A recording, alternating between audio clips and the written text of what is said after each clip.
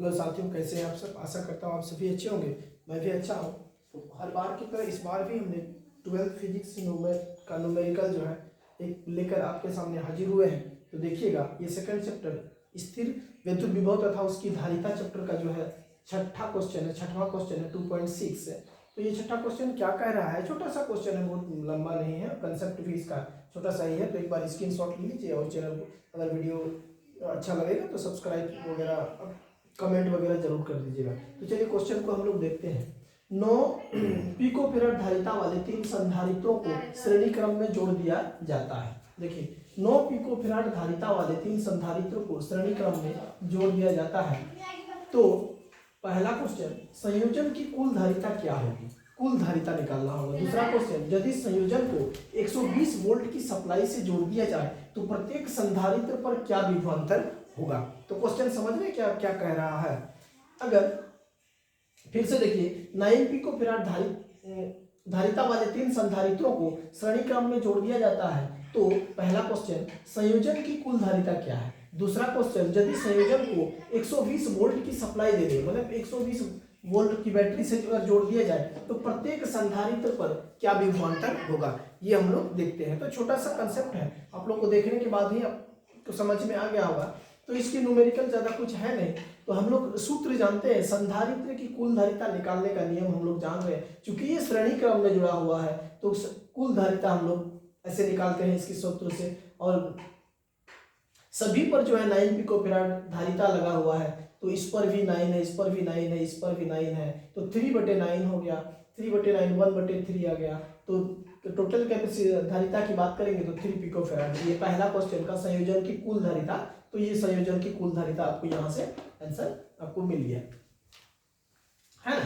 अब second question की हम लोग बात करते हैं। तो प्रत्येक संधारित्र पर विभवांतर, यदि संयोजन को 120 वोल्ट की सप्लाई दे देते हैं तो प्रत्येक संधारित्र पर विभवांतर बताइए, प्रत्येक संधारित्र पर। चलिए, तो यहाँ पर प्रत्येक संधारित्र पर विभवांतर हम लोग निकालते हैं। यदि संधारित्र श्रृंखला पर 120 वोल्ट का विभवांतर अगर हम लगाया जाए तो तीनों समान संधारित्र में समान रूप से बढ़ जाएगा ये विभवांतर। तो वोल्टेज विभवांतर के सूत्र हम लोग ये सूत्र लगाते हैं, देख लीजिए, आप लोग को भी पता ही होगा। तो अगर नहीं है तो अच्छे से लिख लीजिए कि वोल्टेज विभाजन का सूत्र क्या होता है। तो लेकिन जब सभी संधारित्र समान धारिता के हैं तो कुल वोल्टेज समान रूप से बढ़ जाएगा। ये तो सिंपल सी बात है, कोई कंसेप्ट है ही नहीं, है ना। जब संधारित्र समान है तो उसमें वोल्टेज भी समान होगा ना, समान रूप से बढ़ जाएगा सब में। तो बस वही V1 V2 V3, इसी बात को हम यहाँ लिख दिए, V1 बराबर V2 बराबर V3 बराबर V टोटल बटे 3। तो V टोटल तो चूंकि हम लोग को 120 विभवांतर दिया गया है, तो 120/3 को 40 वोल्ट जो है ये आंसर है। प्रत्येक संधारित्र पर जो है 40 वोल्ट का वितरण होता है। तो चलिए, ये था छोटा सा क्वेश्चन। अब इस क्वेश्चन से अगर आप अपने लाइफ को जोड़ करके देखिएगा, लाइफ की कहानी से जोड़ करके देखिएगा, तो इसको एक कहानी के माध्यम से समझते हैं जो कि थोड़ा सा ट्विस्ट आएगा। हाँ, तो कह रहा है, मान लिया 9 पिकोफैराड धारिता वाले 3 संधारित्र को श्रेणी क्रम में जोड़ा गया है। तो ऐसे आप सोचिए, चलिए देखते हैं। ऐसे आप सोचिए कि 3 कपल है, 3 संधारित्र माने 3 कपल, प्रत्येक संधारित्र में 2-2 प्लेट्स होते हैं, है ना। तो 3 कपल आप मान लीजिए कि 9 पिकोफैराड धारिता वाले 3 संधारित्र माने 3 कपल है, प्रेमी जोड़ा, 3 प्रेमी जोड़ा है, ठीक है। तो 3 प्रेमी जोड़ा, प्रत्येक जोड़े अपने प्रेमिका को खुश रखने के लिए प्रयास कर रहे हैं। लेकिन चूंकि यह जो है श्रेणी क्रम में जुड़ा हुआ है, अतः हम कह सकते हैं उनका भाग्य भी आपस में जुड़ा हुआ है। श्रेणी क्रम लाइन में जुड़ा रहता है, श्रेणी क्रम, है ना, एक के बाद एक के बाद एक के बाद। तो उनका भाग्य जो है आपस में जुड़ा हुआ है, इतना आप समझ जाइए, उनका भाग्य आपस में जुड़ा हुआ है। तो संधारित्र की कुल धारिता निकालने के पहले, चूंकि ये तीनों जो है ना एक श्रेणी क्रम में जुड़ा हुआ है, इसीलिए कह सकते हैं उन पर एक निश्चित नियम लागू हो जाएगा। नियम यह है कि प्रत्येक कपल जो है रिश्ते की जिम्मेदारी को जो है बांटेगा, ऐसे समझिए।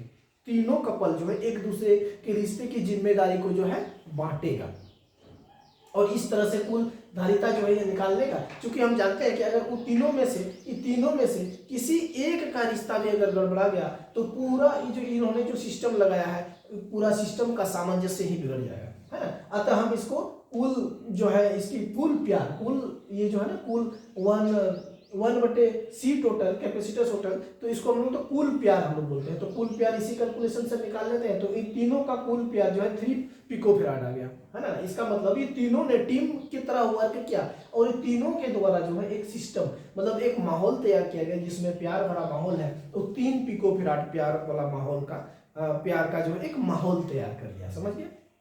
यहां तक हम समझा पाए। दूसरी बात, यदि संधारित्र पर विभवांतर, यदि इनके प्यार के रिश्तों पर जो है 120 वोल्ट का विभवांतर जोड़ देते हैं, है ना, तो प्रत्येक कपल पर जो है अलग सेम टाइप का जो है वो आवेश वितरित हो जाएगा, है ना। सेम टाइप का आवेश वितरित हो जाएगा। तो हम जानते हैं कि श्रेणी क्रम की अगर बात करते हैं तो आवेश समान रहता है, प्रत्येक संधारित्र पर आवेश जो है समान रहता है, लेकिन वोल्टेज जो है वोल्टेज वो बढ़ जाता है उस पर, है ना। ये हम लोग इसका नियम ही है, श्रेणी क्रम का नियम ही है। अतः हम कह सकते हैं कि ये जो है क्या भी वोल्टेज विभवांतर तंत्र के सूत्र से हम लोग इसको निकाल लें कि आखिर कितना कितना जो है प्यार का जिम्मेदारी, कितने प्यार की जिम्मेदारी उस पर पड़ता है, तीनों पर। तो यहाँ से हम लोग निकाल लिए तो 40 वोल्ट का प्रत्येक संधारित्र पर 40 वोल्ट का विभवांतर हम लोग को मिलता है। मतलब 40 वोल्ट के प्यार की जिम्मेदारी प्रत्येक संधारित्र को मिलता है, चाहे वो उसे निभाने में सक्षम हो या नहीं हो। तो इस यही हमारा आंसर है एनसीईआरटी। तो देखिए कहानी से भी हम लोग समझ गए तो और क्वेश्चन को भी समझ गए। तो 2 बार अगर वीडियो देख लीजिएगा तो निश्चित रूप से आप समझ जाइएगा चीज़ों को अच्छे से, हाँ। तो चलिए हमारी कोशिश थी ये छोटी सी।